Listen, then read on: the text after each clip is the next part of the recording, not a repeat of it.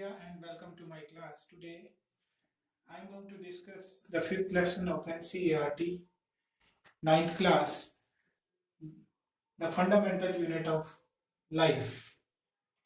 Dear students, the fundamental unit of life is cell, which constitutes which forms the basis of all life that exists on the earth. The cells were first time discovered by Robert Hooke, and he was able to discover cell by chance through his own designed microscope. While he was observing the cork is obtained from bark of tree. Under the microscope, the cork appeared to him like honeycomb.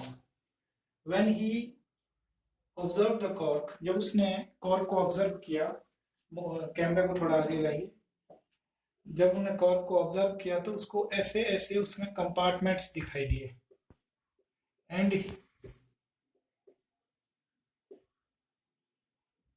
He called these compartments sales.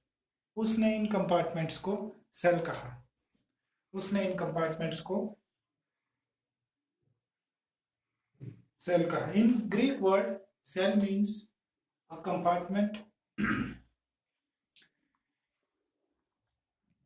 Dear students, we can also observe these cells in laboratory. For this we need a onion bulb. एक प्याज लेना है, उसको उसकी जो प्याज की जो पील लेनी है और वो लेनी है कॉनकेव साइड से. ये यहाँ मैं बताता हूँ कि कॉनकेव साइड कौन सी है. अंदर वाली साइड से जो है एक छिलका लेना है प्याज का, उसको निकालना है फॉरसेप्स की हेल्प की हेल्प से निकालना है. निकालने के बाद ब्रश की हेल्प से उसको वॉच ग्लास में रखना है. आप उसको वॉच ग्लास में रखेंगे पानी में ताकि वो फोल्ड ना हो जाए, और वहां से उसको ब्रश की हेल्प से जो है किसके ऊपर रखेंगे, स्लाइड पर. स्लाइड पर उसको उस पे एक सैफ्रन माउंटिंग के लिए एक स्टेन यूज होती है. फिर उस स्लाइड पे सैफ्रनिंग डालने के बाद जो है उसमें कवर स्लिप लगाना है. कवर स्लिप लगाने के बाद क्या होगा, ये जो पील है ये उस पे माउंट हो जाएगी. माउंट होने के बाद जब हम इसको माइक्रोस्कोप के नीचे देखेंगे तो हमें जो है वो अनियन पील जो है इस तरह की दिखाई देगी. जैसे कि मैं यहाँ दिखाता हूँ कि वो अनियन पील हमें कैसे दिखाई देगी. See here, onion peel will look like this. ये आप जब देखेंगे कंपाउंड माइक्रोस्कोप में, आगे जाना थोड़ा कैमरा को, तो आपको इसमें बीच में ब्लैक स्पॉट्स दिखाई देंगे. वो ब्लैक स्पॉट्स होंगे न्यूक्लियस. ठीक है, तो इस तरह से उसका एक टेम्परेरी माउंट जो है बनेगा.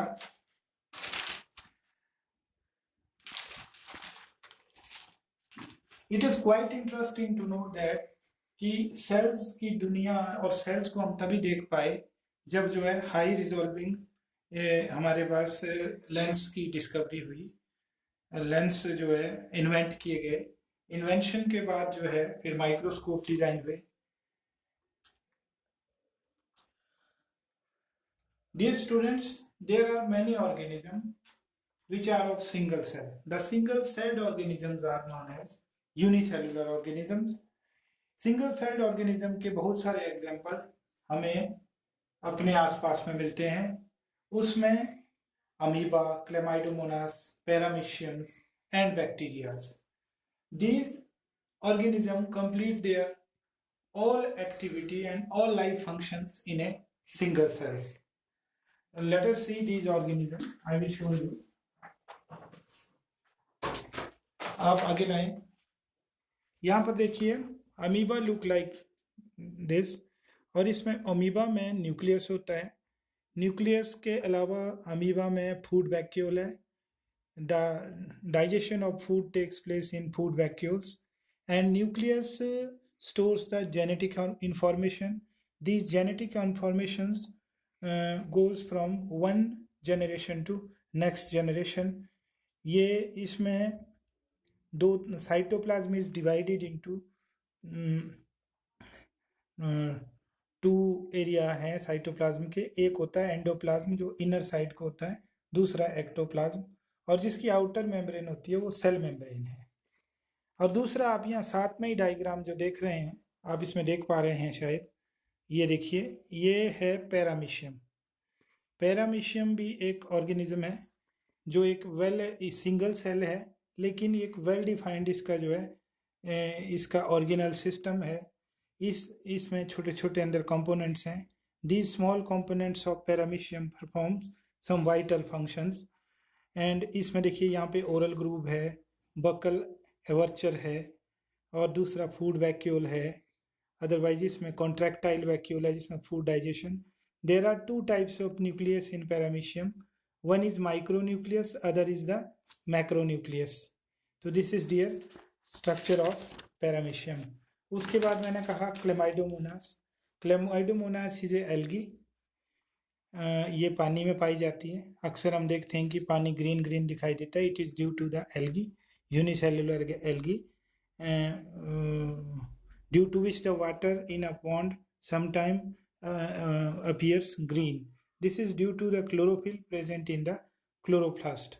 To look at this cell, अगर हम इसे देखेंगे तो इसमें हम देखेंगे इसमें स्टार्च ग्रेन्यूल है, न्यूक्लियस है, और इसमें आप देखेंगे माइटोकॉन्ड्रिया है, और इसमें ऊपर देखेंगे तो इसमें सीलियम है, और ये इसमें भी आउटर कवरिंग जो है क्या है, सेल वॉल है. सेल वॉल के अंदर जो कवरिंग है वो सेल मेम्ब्रेन है. तो डियर स्टूडेंट, ये था कुछ यूनिसेलुलर ऑर्गेनिजम्स के बारे में मैंने बताया. अब मैं आपको कुछ इंटरेस्टिंग फैक्ट्स बताने जा रहा हूं जो सेल से जुड़ी हुई है. इन 1831 Robert brown discovered nucleus.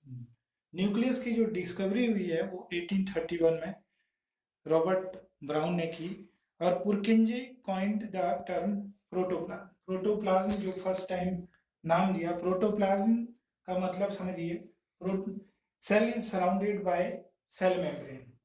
The content inside the cell membrane along with nucleus, इन सब को मिलाकर बोलते हैं protoplasm, is known as protoplasm.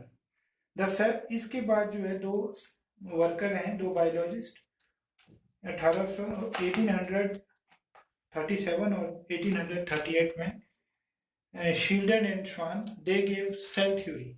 The main points of cell theory are all the living organisms are made of cells, and that means cell is a basic unit of life.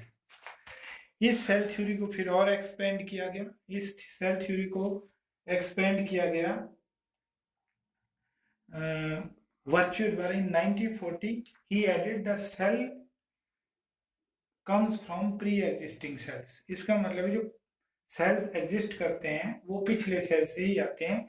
It means that cells are capable of reproduction. This is dear student the introductory class. जो main topic है इससे अगले video में वो मैं upload करूंगा. Shape and size of the cells dear student vary according to their function. Some cells like amoeba can change its shape. Amoeba को हमने अभी देखा, अमीबा अपनी शेप बदल सकता है. In some cells cell shape is more or less fixed. कुछ cell में कैपेबल होते हैं अपनी शेप चेंज करने के. फॉर एग्जांपल, यहाँ look at the blackboard. यहाँ पर एक नर्व सेल का डायग्राम बनाया गया है. यहाँ नर्व सेल बनाया हुआ है, आप देख सकते हैं. नर्व सेल में ये जो सेंट्रल पॉइंट, ये जो यहाँ से लंबा होता है, इस पार्ट को एक्सोन बोलते हैं, इसको डेंड्रॉन बोलते हैं, और ये इसकी टर्मिनल ब्रांचेज होती हैं. Nerve cell has to carry message from one part of from the brain to the other part and from body part to the central nervous system. तो इसलिए ये लंबे होते हैं. These are specialised for carrying, मतलब taking messages to the brain and bringing messages from the brain back to the other body parts. तो that's why ये अपने फंक्शन के कारण कैसे हैं, लंबे हैं। उसके बाद अदर सेल देखेंगे हम, ये स्मूथ मसल सेल दिखाया गया है यहाँ पे, इसकी शेप कुछ इस तरह की रहती है। ब्लड सेल यहाँ दिखाया गया है, इसमें बाइलोब्ड न्यूक्लियस होता है, आगे ले आए इसको कैमरे को, इसमें बाइलोब्ड न्यूक्लियस होता है, ये ब्लड सेल है। और दिस इज ओवम, ये ओवम है। तो यहाँ हमने देखा डिफरेंट टाइप्स ऑफ सेल, ठीक है। Living cell perform different functions. Let us talk about the multicellular organism. In multicellular organism, there is division of labor. One group of cell perform one type of function. The group of cell which is specialized in performing one type of function is known as tissue. उसको क्या कहते हैं, TISSU, tissue. Tissue is a group of similar cells performing मतलब है one function, they are specialised. तो यहाँ भी कुछ एग्जांपल हम ले सकते हैं ह्यूमन बॉडी से, जैसे कि ह्यूमन बॉडी में different organ perform different function, तो इसमें डिफरेंट